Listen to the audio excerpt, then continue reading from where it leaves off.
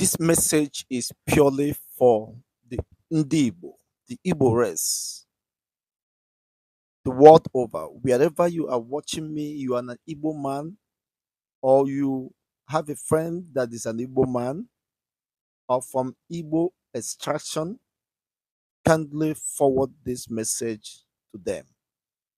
If you're not an Igbo man, this message is not for you. This video is not for you, but you can as well do me good by sharing this video, let it go viral so that an Igbo man will get to hear this. Is an emergency broadcast, is a message of the hour, is a message that must be disseminated without any further delay. Let me start this way. I'm not ashamed to be called an Igbo man. I'm not ashamed to be identified with Igbo race. In fact, if there is anything like reincarnation, which I do not believe, but if there is anything like reincarnation, I would also want to be an Igbo man. I would also want to come from the Igbo race. Having said that, I am proud of the Igbo people globally by their, of course, ingenuity, doggedness, and resilience. Of course, is succeeding is despite however odious and exacerbated any situation. An Igbo man has learned to keep her composure, pushing on. An Igbo man believes never say die, never say die to a rotten bone until it is over. What am I saying? Despite all these spirits of resilience, spirit of I must succeed, spirit of nothing can stop me, spirit of regardless of whatever happens, I am ready to start afresh. Igbo race are losing a very vital place in history. Unfortunately, if I would say at this time, I'm very much ashamed of most of those who call themselves the Igbo people, the Igbo race, especially with a lot of emphasis to the so-called political elites within the Igbo extraction, especially in Nigeria. Unfortunately and sadly, they have not in any way represented the interests or collective interests of the Igbo people. Everybody to himself, goes for us all. If you're done, let the devil takes you. That selfishness that is not known to an Igbo man, get them infested. That self-centeredness. They forget the common ideology and principle that governs the Igbo society. Ọnụnụ nwanne agbala ọsọ, onye aghala nwanne ya. These stories and many more was told to us then by my forefathers. When we sit, of course, at, to tell the moonlight tales and other stories.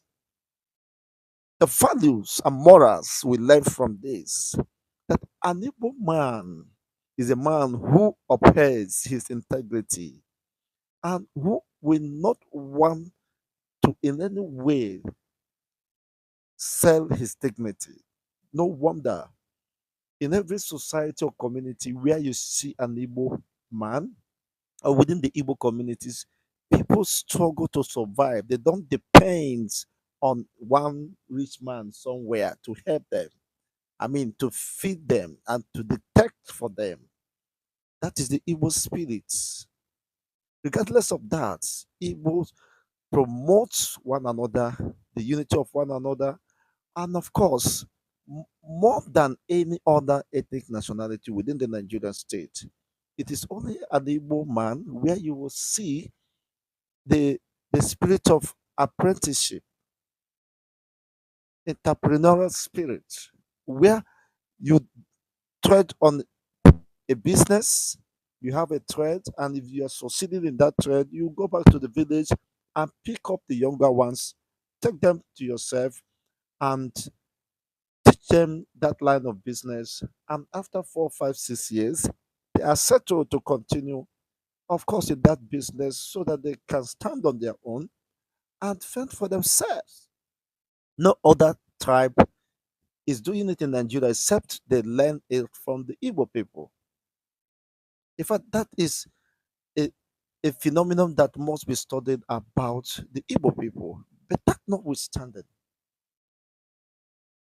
I'm so much ashamed to identify with the Igbo political extractions, political elite from the Igbo race. They have brought so much shame, disappointment, frustration, and insult to the Igbo race. When I mean the political elites, I mean 99% of them. Just 1% who are committed, of course, to the Igbo cause, to the core,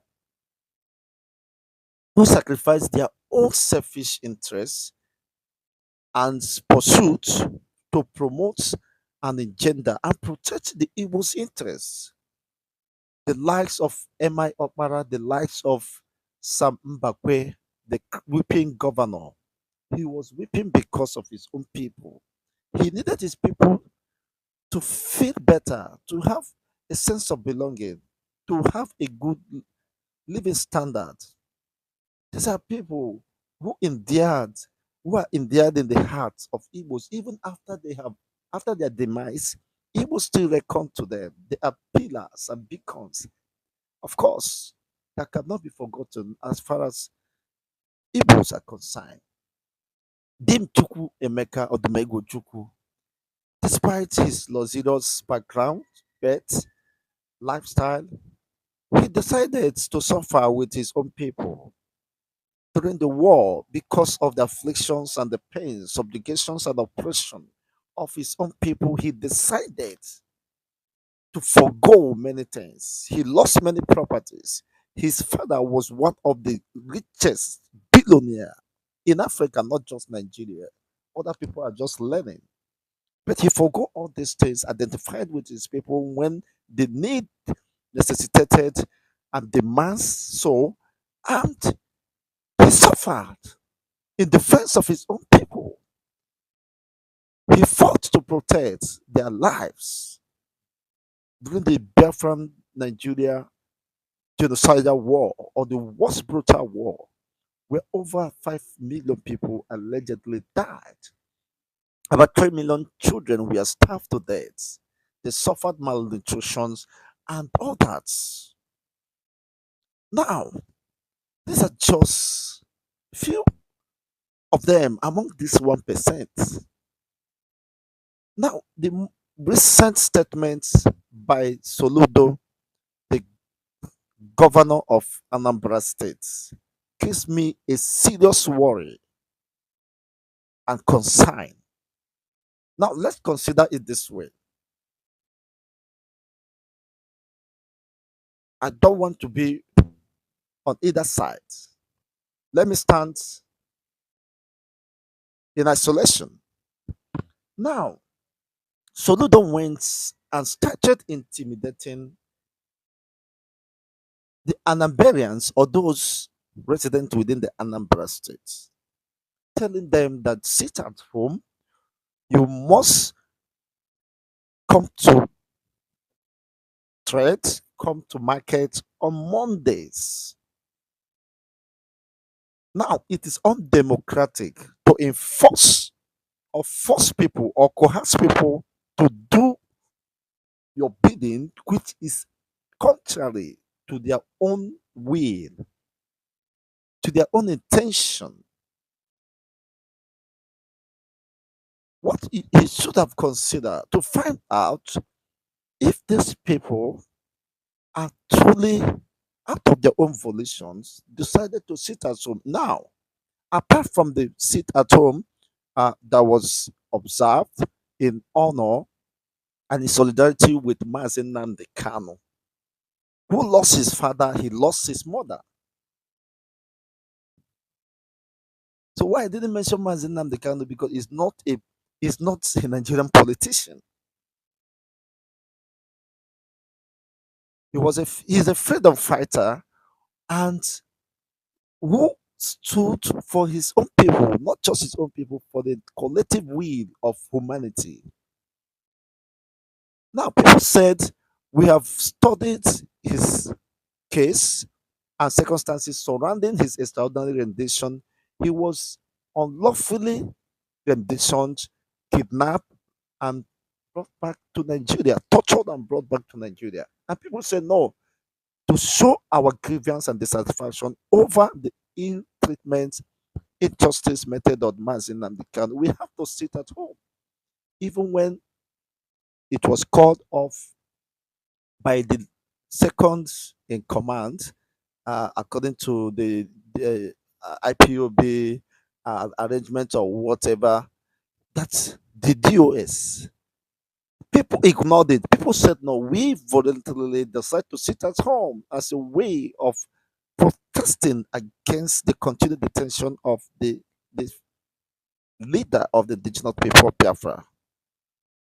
These have been sustained for more than 3 years after his extraordinary rendition. For more than 3 years, people willingly sit at home, not just in Anambra State, including Imo State, even in my village. People do observe it because they were paid by that perceived injustice against the Igbos, not just Mazin Nnamdi Kanu, because Mazin Nnamdi Kanu represents the will, the interests of more than 90% of the Igbo people, not just the Igbos, the entire ethnic nationalities within the defunct eastern region. Of course, who have been complaining of subjugation, uh, marginalization, and what have you, imbalance, unfairness in the distribution of the commonwealth of the country, which unfortunately Soludo has not done anything to address this injustice, this imbalance in the system. Now, there could be many reasons why someone might not go to work or might not go to market or might not open his business premises on Monday. It may not be necessarily because of the sit at home. What if the person is sick? What if the person has other important issues to attend to, bordering on the family health and other important issues, of course, that needed his urgent attention? I decided, okay, on Monday, let me go and do this because it is important to the family. It is important to my existence and to the existence of any one, of course, uh, within the family. They want, okay, let's go and do this. Or perhaps let me relax. Are you paying the person's bill? Are you fixing the person's shop rent? So, what favor are you doing to the person by persuading him that he must come by all means? Well, let's just believe that, of course, an average Nigerian politician, especially from the eastern region, um, don't have empathy, don't empathize with the people, they don't feel for the people, they are not interested in the welfare and, of course, interests of the people. Now, you want to force the people. We say we are in a democratic state. It is undemocratic for someone who called himself a prof, a professor of philosophy or whatever, to impose his own will against the people. If they are losing money, is it your money? If they don't open to sell, people who out of their volition decide to sit at home, is it your headache? Is that the only problem you are confronted with? The people of Anambra State is confronted with on Mondays. Now we are talking of the losses incurred on Mondays. According to you, what about Tuesday to Saturday or to Sunday? Has there been any change? Have the people of Anambra State felt better either under your watch? What is the living standards of an average Anambarian? Are they not still suffering and complaining the same problem bedeviling Nigeria? Or are they in isolation? So these are fundamental questions that must be answered. It is pertinent and very important that we must speak up at this time. And for me, I know that you will not succeed. It will not work when I'm not the one to fight you.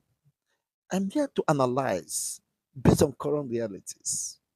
Now, Nnamdi Kanu has been under incarceration, under DSS torture, dungeon for 4 years plus. And there have been several calls for his unconditional release, locally and across board. And some people has also accused the likes of Soludo for being responsible for the continued detention of Mazin Nnamdi Kanu. That the governors or the eastern politicians are the one responsible for his continued incarceration in DSS custody.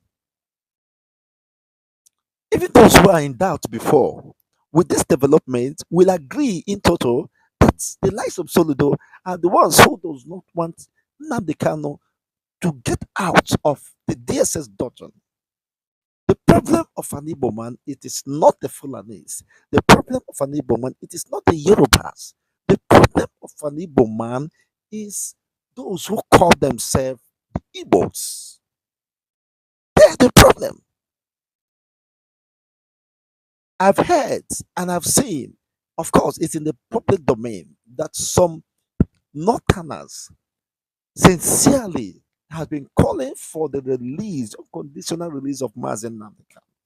Some of them who have conscience that this man, of course, even the female among them, Aisha Yusuf, he said, what has Mazen Namdekan done wrong? But to an average Igbo politician, he has done wrong. He needs to be killed and crucified. Of course, this conspires to bring him down, if possible, to eliminate him, so that they will have their way and remain relevant within the political landscape, Nigerian political space. Not with the intention of bettering the welfare and the well-being of their own population, the Igbos. You see how the Fulanis are in unity. Whatever they do, they decide the collective interest, even when the worst person, like the Buhari time, the Fulanis surrounded him or supported him. The Meti Allah leader, even when there are justifications for his arrest, see how they spoke in unison.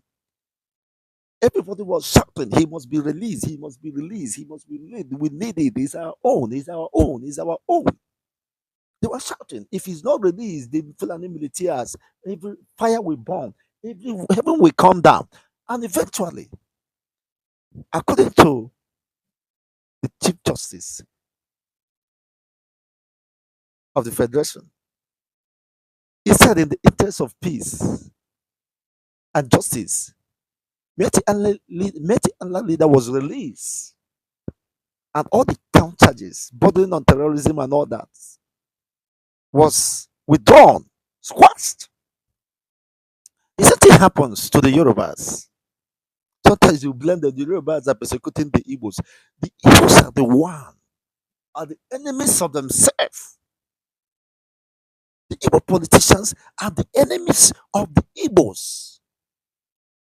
Look at how Sunday Igbo was rounded up. People, even the traditional rulers, they have to leave Nigeria, go to Benin Republic to make sure that Sunday Igbo, nothing happens to him. Both the lawyers, the legal practitioners, everybody, how many lawyers volunteered themselves? They went down to Cotonou to defend their own people, their own person. They may have, of course, individual differences. Most of them may not agree with Sunday Igbo's movements and, of course, intentions. But when it comes to that, no, this is a Yoruba man. He must not be humiliated. He must not be put to shame under Nigeria matter. He's an Odua son. He's an Odua son and must not be put to shame. I salute the courage, the unity of purpose, especially among the Yorubas who rallied around to make sure that Sunday Igbo, nothing happened to him. They make sure that Buhari do not rendition him, do not bring him back to Nigeria to suffer the same fate with Mazin Nnamdi Kanu. But to an average man, an Igbo man, even the politicians, your own brother, kill him, kill him, kill him, don't release him. You can't imagine.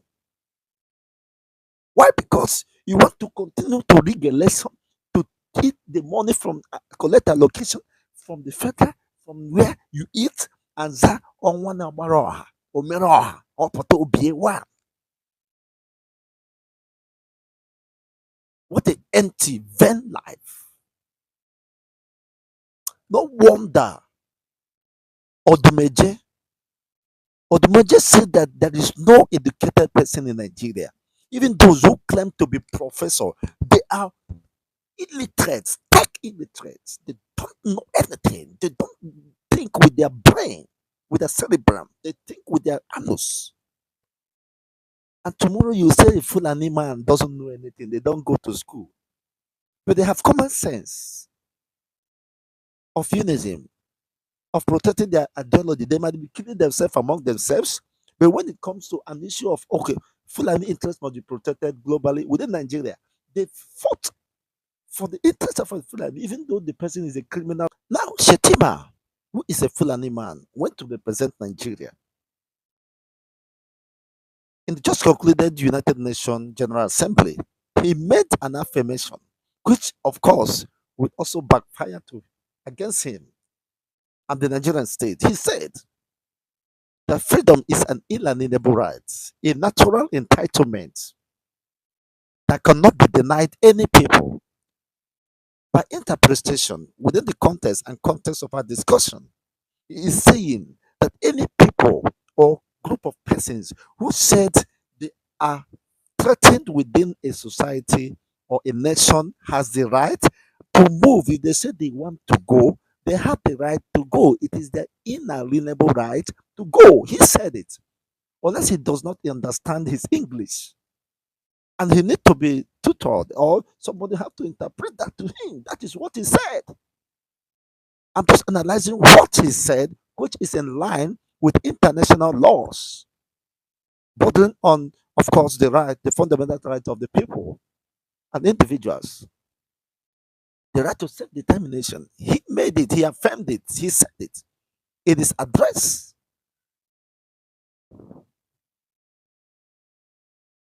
But unfortunately, the Igbo pains and suffering, the marginalizations of frustration we suffered in the eastern region wouldn't have been so if not the Igbos, our own brother. One name, one name. Somebody told me while we are discussing a Yoruba man. He said, why are we complaining that the federal roads are not fixed in the east? He said during Obasanjo time, which was true. During Obasanjo time, the federal road, the West East Road was awarded by Obasanjo to Iwanyanwu and the likes. They chopped the money. They ate the money. And they understood that it is their people that is traveling there, moving containers, traveling on express vacations. All one thing, the Igbos are majorly making use of those posts. Both those coming to buy market from Lagos or from to and fro. 70 or 60% of those making use of those roads are the Igbos. And the same Igbo people were awarded those contracts to build the same road. They ate the money. They'll still come out to say Igbos are marginalized. The way Igbos are treated in Nigeria, it is not good. It is not good. So that they will give them a cut, they will put in their pocket and keep the men silent. It's very important. We have a rethink.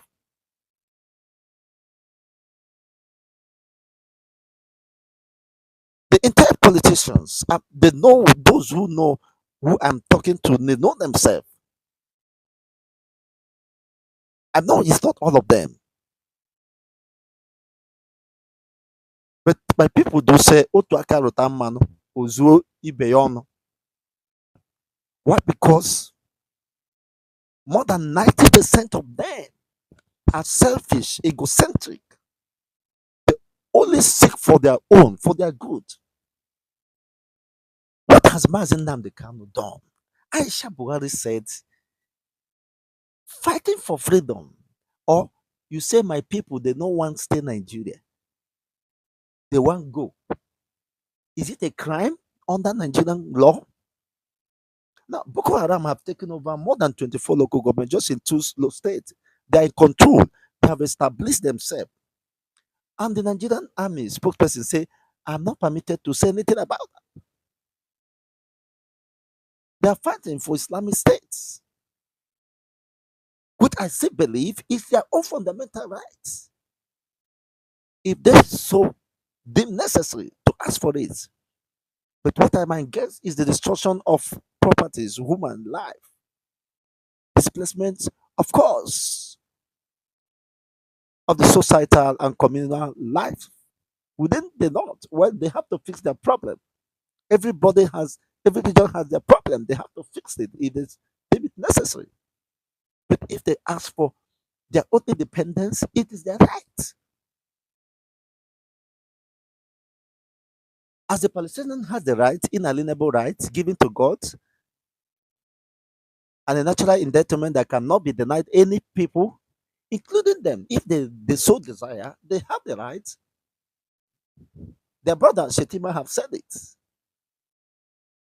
Even when it's been alleged or accused that Shetima is one of the founders of Boko Haram, which is an allegation. Such has not been, of course, investigated by competent authorities or those who consign.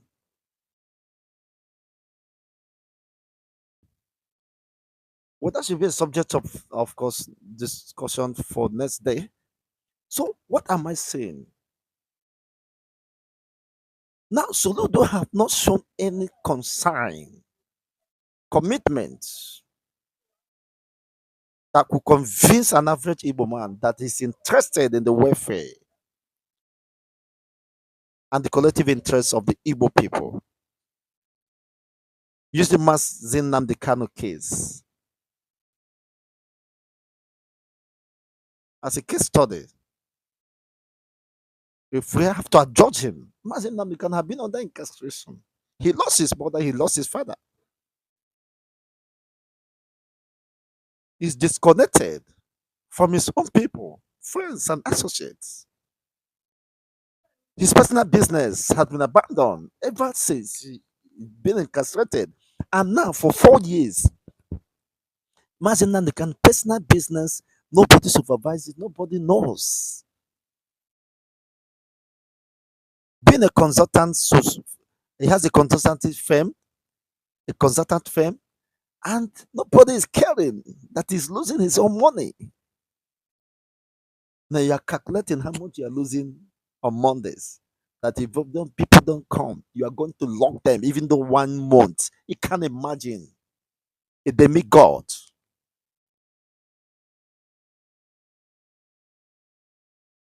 challenging the heroes of our time. Who is this God? How dare you? If nobody comes on Monday, What if they are coming out with the security escort them from their homes to the place of where they are doing business?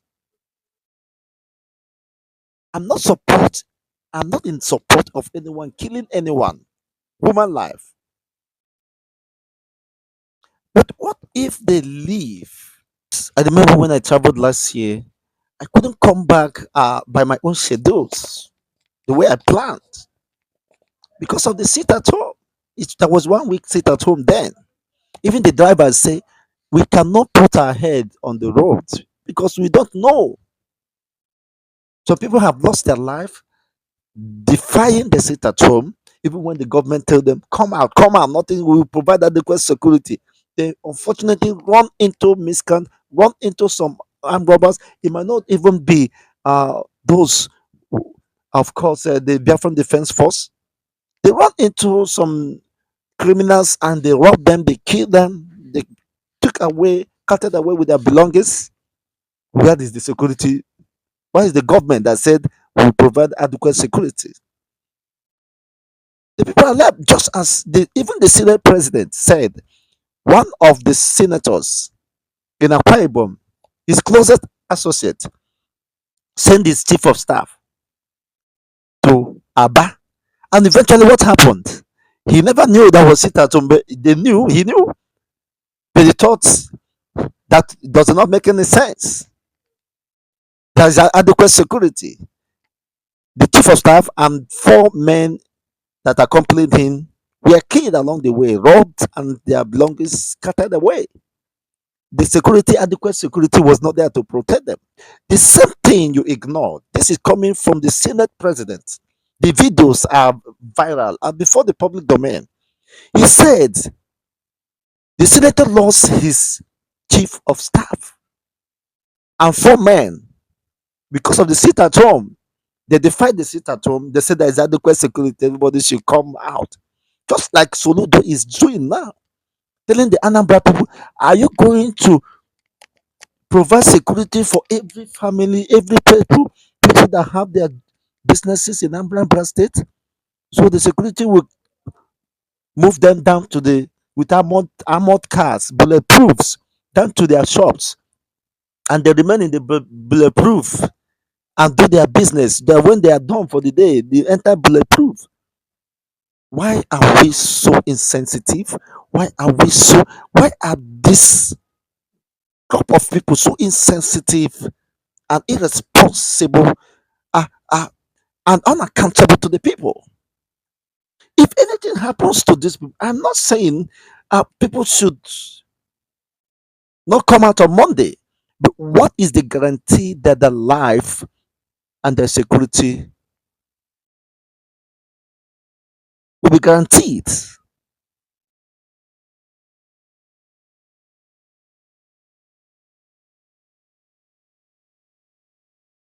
Just interested in what come the revenue or the taxes you'll be collecting in the market that is not coming up, you're losing on Monday.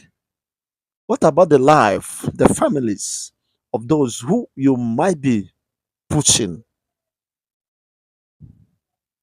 out to destruction?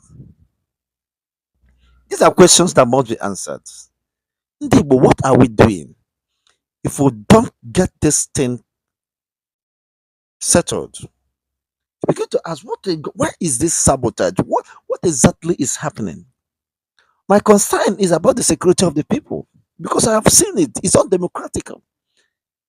If I decide not to go to work, I have my own shop. I don't open. Nobody. I have not offended them. There is no law in Nigeria that said I have committed any offense. If I decide to sleep, if I decide to do whatever or wash my clothes on Monday, you can't stop me. You can't, because of that, close my business for 1 week and 1 month. And you're saying it and you are bragging about that? Oh my God. But my own opinion, it is the height of rascality, executive rascality. People have the right. Under what circumstances will you close someone's shop for 1 week, 1 month. Why? Are other counterpart doing it? Okay, you want to set example, just like Abia State Governor. He is only minding his business. He don't want to entangle himself. He's focused in the living driven of democracy, and people can attest to it. Those who have gone to Aba have seen he has transformed Aba just in 1 year in office. 1 year in office, he have surpassed the achievements of other governors who stay mark with the same 1 year. He don't want to give excuses. That's it at home is why he's not building structures. He's not developing the state. If that is the reason why the excuses you want to make for whatever failure you think,